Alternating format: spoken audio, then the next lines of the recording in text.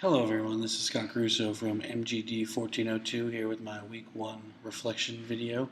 Let's jump right into it. This week I decided to work with the CocoaOS library for iOS. The primary driver for me doing that was really my comfort level with the Objective-C iOS language and development environment as opposed to Java and Android more than anything else.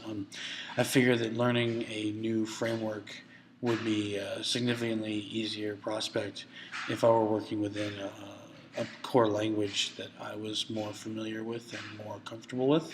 But there's also a couple other benefits that CocoaOS gives you.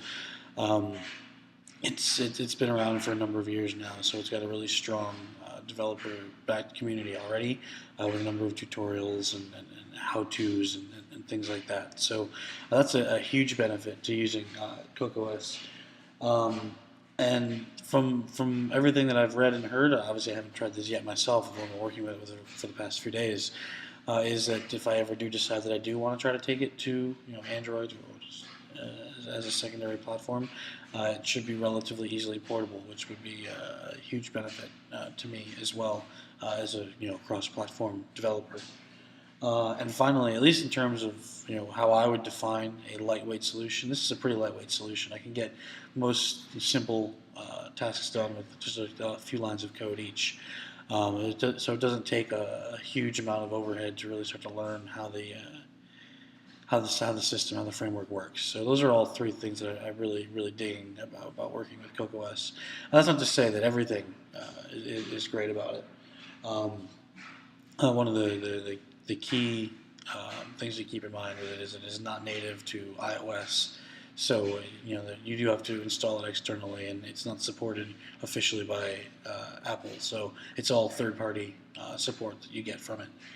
And also, a lot of the tutorials and how-tos that I mentioned before, though there are a lot of them, and there's some very good ones, many of them are out of date. So either you need to find a newer one or dig even deeper into the documentation to figure out what methods and functions have replaced the older ones that a lot of the tutorials and how-tos are built off of. It's not necessarily the worst problem in the world, but it's also not the easiest thing to deal with, especially as you're just starting out and just learning about it. So that's the nutshell of what and why I chose to do this week. In terms of what I thought went well, what I was happy with, I love working with libraries and frameworks because that's going to be a huge component of any future career I've got as a mobile developer or as a manager of mobile developers, as the case may be. And I love the experience of getting in there and manipulating these libraries and really seeing how powerful they can be. They increase my toolkit as a developer tenfold, and I can't say enough of how much I enjoy working with them. In terms of what was difficult this week, I don't want to say that there was any one individual thing that was difficult or something that I struggled with, but I'm terrible at the graphic design side of things, and the assets in my application right now are placeholder at best, and I'm really disappointed with the way it looks. I know we're just going for proof of concept functionality right now, but the very placeholder images that I have clearly need some work, and it's an area that I'm going to look to improve going forward. And finally, I'm not sure that there's anything that really needs more clarification right now. I think everything's relatively straightforward at this point. We know why people play games. We know why people design games. We know why using a established framework for games to do things like collisions and physics and sprite generation.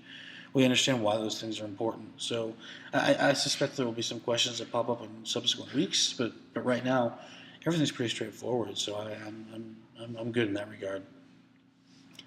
So that is week 1 in a nutshell. I hope everyone else had a good week 1 as well, and I will talk to you again for week 2.